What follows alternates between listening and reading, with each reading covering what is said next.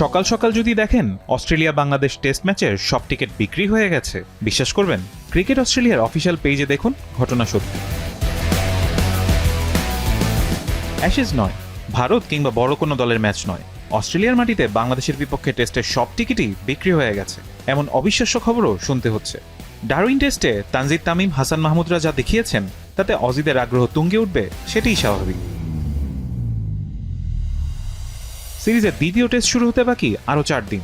এরই মধ্যে বিক্রি হয়ে গেছে ম্যাকায়ের প্রথম দিনের সব টিকিট।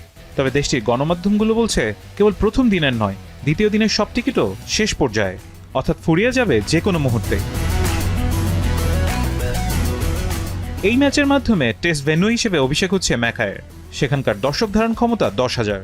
ধবলধলা এড়াতে লড়তে থাকা কামিন্স স্টার্কদের সঙ্গে শান্ত মিরাজদের দ্বৈরথ দেখতে গ্যালারি থাকবে কানায় কানায় পূর্ণ।